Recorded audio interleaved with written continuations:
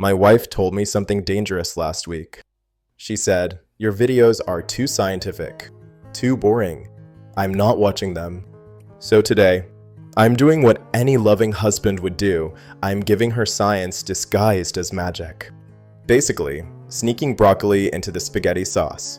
Welcome to the science and philosophy of astrology.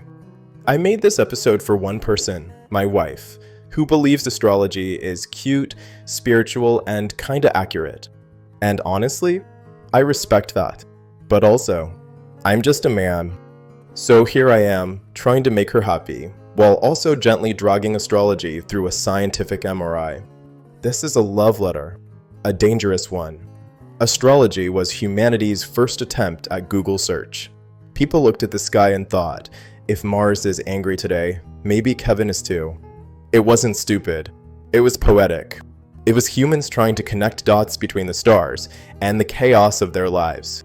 And honestly, that's adorable. Fast forward a couple thousand years. We now have telescopes so powerful they can see things older than your grandmother's secret grudges.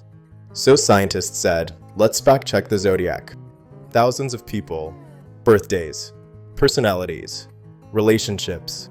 Result? Your star sign predicts your behavior about as accurately as your favorite ice cream flavor. If you're a Gemini, it doesn't mean you're two-faced. It means you like pistachio sometimes. Calm down. This is where my wife gets excited. Because even when astrology fails scientifically, psychologically, it's a masterpiece. Humans love patterns. We're addicted to meaning. Give us a vague description like, you're confident, but sometimes insecure. And we go, how did you know? That's called the Barnum effect. Astrology didn't invent it, but it mastered it like a grandma mastering guilt trips. Philosophers don't ask whether astrology is true. They ask why we want it to be true. Astrology makes a lonely universe feel personal. It gives your life a soundtrack, a theme, a vibe.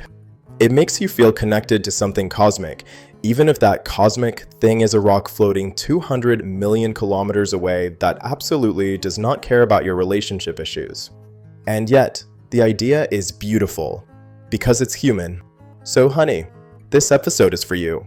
I know you love astrology. I know it feels magical. And that's okay. Magic is fun, but magic is not physics. If reading your horoscope makes you smile, keep reading it. Just don't let Mercury retrograde decide our marriage. Because the stars don't control our future, we do. And by we, I mean mostly you. Because I'm not starting another argument about astrology.